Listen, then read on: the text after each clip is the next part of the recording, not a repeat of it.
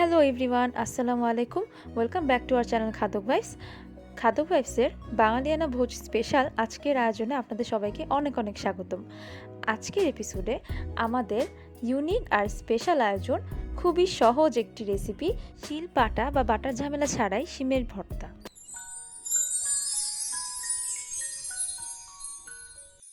ভর্তা পছন্দ করে না এমন বাঙালি খুঁজে পাওয়া যাবে না, কিন্তু ভর্তার কথা মনে পড়লেই কিন্তু আমাদের বাটা, শিল আর পাটার কথা মনে পড়ে। কিন্তু কোনো ধরনের বাটাবাটি ঝামেলা ছাড়াই এই শিমের ভর্তাটা এতই সহজে বানানো যায় যে আপনি এটা ডেইলি খেতে পারবেন। আর এটার টেস্ট এতটাই দারুণ যে বারবার খেতে ইচ্ছা করবে। রেসিপিটা ভালো লাগলে সবার প্রতি অনুরোধ, আমার চ্যানেলটা অবশ্যই সাবস্ক্রাইব করবেন। তাহলে চলুন আর দেরি না করে এই লোভনীয় রেসিপিটি দেখে নেওয়া যাক। প্রথমে একটা প্যানে আধা কেজি পরিমাণে শিম নিয়ে তাতে আমি দিয়ে দিচ্ছি 2 কোয়া রসুন আর 8-10টা কাঁচামরিচ। আপনারা এটাকে একটু নরম করার জন্য সাথে একটা আলু নিতে পারেন। যারা আলু খেতে চান না তারা এটা বাদ দিতে পারেন, এটা অপশনাল। এবার এটা যেন ডুবে থাকে এমন পরিমাণ পানি দিয়ে সবগুলো উপকরণ আমি সিদ্ধ করে নিচ্ছি। আলুটাকে আমি ছোট ছোট পিস করে কেটে এটার সাথে দিয়ে দিলাম। এই সবজিগুলো সিদ্ধ করা হয়ে গেলে এটাকে আমি এক সাইডে রেখে দিচ্ছি। এবারে একটা প্যানে আমি নিয়ে নিচ্ছি 2 টেবিল চামচ পরিমাণে সরিষার তেল। সরিষার তেল দিলেই কিন্তু ভর্তাটার ফ্লেভারটা সুন্দর আসবে। এবার দিয়ে দিচ্ছি 4-5টা শুকনো মরিচ। শুকনো মরিচটাকে আমি সরিষার তেলে ভেজে নিচ্ছি। একটু ভালো মতো ভাজা হয়ে আসলে, যখন ধোঁয়া উঠতে শুরু করেছে, ব্রাউন কালারটা চলে এসেছে, তখন এটাকে আমি নামিয়ে এক সাইডে রেখে দিব। এই মরিচগুলোকে এক সাইডে রেখে এবার আমি প্যানের মধ্যে দিয়ে দিব 1 কাপ পরিমাণে পেঁয়াজ কুচি। পেঁয়াজ কুচি কিন্তু আমি সেই একই তেলের মধ্যে দিয়ে দিচ্ছি। আমি কিন্তু পেঁয়াজ কুচিটা খুব বেশি ভাজছি না, একেবারে বেরেস্তা করছি না, একটু কাঁচা কাঁচা ফ্লেভারটা রাখছি, কারণ ভর্তার সাথে এই ফ্লেভারটা ভালো লাগে। আপনারা চাইলে এটা আরও কিছুক্ষণ ভাজতে পারেন। পেঁয়াজ কুচিটা ভাজা হয়ে গেলে এটা আমি নামিয়ে রাখছি। এবার যে সিদ্ধ করে রাখা শিম আর আলু, সেগুলো আমি দিয়ে দিলাম সেই একই তেলে। দিয়ে এটাকে আমি একটু নেড়ে চেড়ে ভেজে নিচ্ছি ভালো মতো। এই শিম আর আলু আগের থেকে ভালো মতো সিদ্ধ করা, এবং এই সিদ্ধ হওয়ার পরে এটাকে আমি প্যানে দিলাম, দিয়ে ভেজে নিচ্ছি। এটাকে কিছুক্ষণের জন্য প্রায় 2-3 মিনিট ধরে আমি এটা ভেজে নিচ্ছি। খুব একটা বেশি ভাজা বা এটার যেন পুড়ে না যায় সেটা খেয়াল রাখতে হবে, নাহলে কিন্তু ভর্তার ফ্লেভারটা পাওয়া যাবে না। আমার এটা ভাজা হয়ে এসেছে। এবার এটা আমি নামিয়ে এক সাইডে রেখে দিচ্ছি। আমার সবগুলো উপকরণ রেডি। এগুলো চুলা থেকে নামিয়ে এক সাইডে রেখে দিচ্ছি। এবারে একটা প্লেটের মধ্যে আগের সিদ্ধ করে ভেজে রাখা রসুন, কাঁচামরিচ নিয়ে ভালো মতো কচলে নিচ্ছি।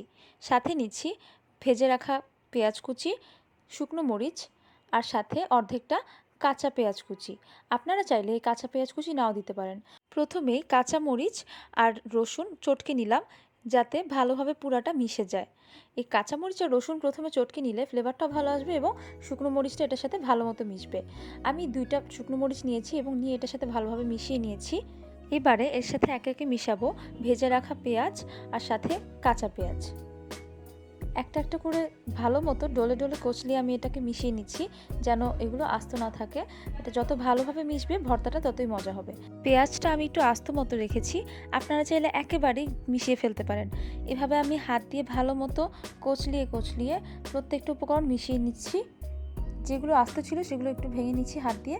এবার আগের তুলে রাখা শিম আর আলু দিয়ে দিলাম। শিম আর আলু সিদ্ধ করে ভেজে নেওয়া হয়েছিল, পুরোটা আস্তে আস্তে দিয়ে দিচ্ছি আর এভাবে হাত দিয়ে মিশিয়ে নিচ্ছি। যেহেতু সবজিগুলো সিদ্ধ করা, হাত দিয়ে মিশালেই হবে, আর ভালো মতো মেশাতে হবে, কারণ এখানে আমরা কোনো ধরনের শিল বা পাটা ব্যবহার করছি না। এভাবে ভালো মতো ডলে হাত দিয়ে কচলিয়ে কচলিয়ে পুরোটা উপকরণ ভালোভাবে মিশিয়ে নিচ্ছি। এ পর্যায়ে এর সাথে আমি দিয়ে দিচ্ছি পরিমাণ মতো লবণ। আমি এখানে 1 চা চামচ ব্যবহার করেছি, আপনারা আপনাদের স্বাদ অনুযায়ী দিবেন। ভর্তাটা মিশে গেলে আসলে খেতে খুবই ভালো লাগে, জন্য আমি ভালো মতো এটাকে মিশিয়ে নিয়েছি। ভর্তাটা অলমোস্ট রেডি। দেখতে পাচ্ছেন ভর্তাটা কিন্তু ভালোভাবে মিশে গিয়েছে।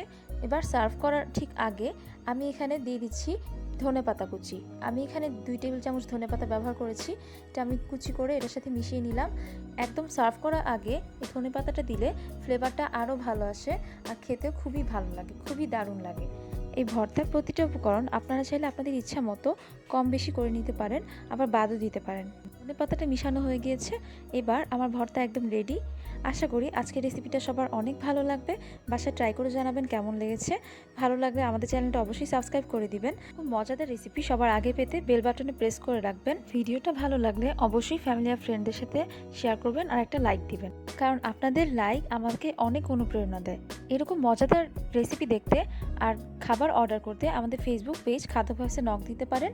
চাইলে ইনস্টাগ্রামেও আমাদেরকে ফলো করে আমাদের সাথে অ্যাড হতে পারেন। ফেসবুক গ্রুপে জয়েন করে খাবারের রিভিউগুলো দেখে নিতে পারেন এবং লেটেস্ট আপডেট দেখতে পারেন। আবারও হাজির হব নতুন কোনো রেসিপি নিয়ে।